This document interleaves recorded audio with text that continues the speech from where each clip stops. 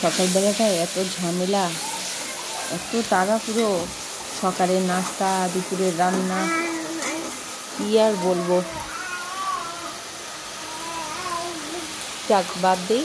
আসসালামু আলাইকুম বন্ধুরা, কেমন আছেন সবাই? আশা করি ভালো আছেন। আলহামদুলিল্লাহ, আল্লাহর অশেষ রহমতে আমরাও অনেক ভালো আছি। এই তো এত ঝামেলার ফাঁকেও চাই আপনাদের সাথে আমার প্রতিদিনের ক্ষুদ্র কিছু সময় আপনাদের সাথে শেয়ার করতে। আশা করি আপনারা আমার ভিডিওটা দেখবেন। আর এই তো রান্না হচ্ছে দুপুরের। এখন শীতকালে তো অনেক রকম শাকসবজি পাওয়া যায়। শীতকাল মানেই শাকসবজির মেলা, শাকসবজির সমারোহ, নানান টাটকা শাকসবজি। শীতকালটা আসলে আমাদের সবারই এই শাকসবজিগুলি খাওয়া দরকার, টেস্ট করা দরকার। যেহেতু আমরা বাংলাদেশের মানুষ, সেহেতু আমরা তো শাকসবজি খেয়েই থাকি। তবুও অনেকে আছে শাকসবজি খেতে চায় না, বিশেষ করে বাচ্চারা শাকসবজি খেতে চায় না। আমরা চেষ্টা করব এই শীতকালটা এই সিজনালি শাকসবজিগুলি তাদের সবসময় একটু করে ট্রাই করার। আমার বাচ্চারা মাঝে মাঝে বায়না ধরে, তবুও আমি তাদের খাওয়ানোর চেষ্টা করি। ফুলকপি আর আলু দিয়ে মাছ। এই তো কথা বলতে বলতে রান্নাটা প্রায় হয়ে গেছে। আমি একটু শর্ট করে দেখাচ্ছি, পুরো রান্না দেখাতে গেলে তো প্রায় ঘন্টাখানিক লেগে যাবে। এই তো রান্না হয়ে যাচ্ছে, প্রায় হয়ে গেছেই।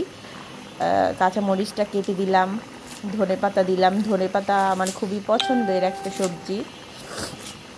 সবজি বা শাক যেটাই হোক, আমার ধনেপাতা অনেক ভালো লাগে। বিশেষ করে এই তো মাছ ভুনা বা অনেক রকমের ভাজি আছে, আলু ভাজি, এগুলিতে ধনেপাতা দিলে খুবই টেস্ট।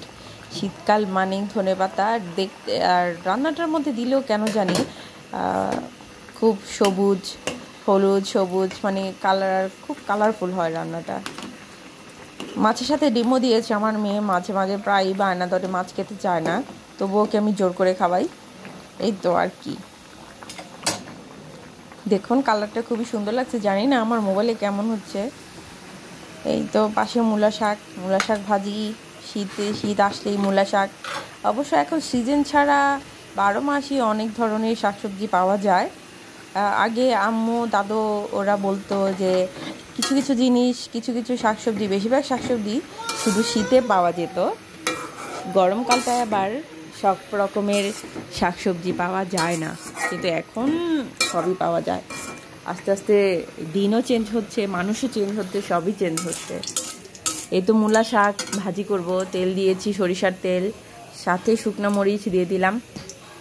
আমার আম্মু শুকনো মরিচ, এই মূলা শাকটার মধ্যে শুকনো মরিচ দিবেই। খেতে খেতে আমাদের, মানে আমরা যে খাই আমাদেরও খুব পছন্দ, তাই আমিও এই তো এইভাবেই শিখেছি, শুকনো মরিচটা দিয়ে দিই। আর আমার বাবুটার একটু শব্দ আসছে, দয়া করে কেউ কিছু মনে করবেন না। আচ্ছা, যাই হোক, এই তো শুকনো মরিচের সাথে রসুন কুচি, পেঁয়াজ কুচি দিয়ে দিলাম, দিয়ে ভেজে নিচ্ছি। একটু বাদামি হওয়ার পর শাকটা দিয়ে দিব। বাবু থাকলে তো শব্দ একটু আসবেই, দয়া করে কেউ কিছু মনে করবেন না। আর আমি নতুন, আমার এদিকটাও একটু কাঁচা হবে, আস্তে আস্তে আল্লাহর রহমতে পেরে যাব। এই তো শাক ভাজিটা প্রায় হয়ে গেছে, খুব সুন্দর একটা কালার হয়েছে। তারপর আমার সোনামণিদের খাইয়ে নিচ্ছি, এই তো খাচ্ছে। ওকে, আল্লাহ হাফেজ বন্ধুরা, ভালো থাকবেন, আমার পাশে থাকবেন। আল্লাহ হাফেজ।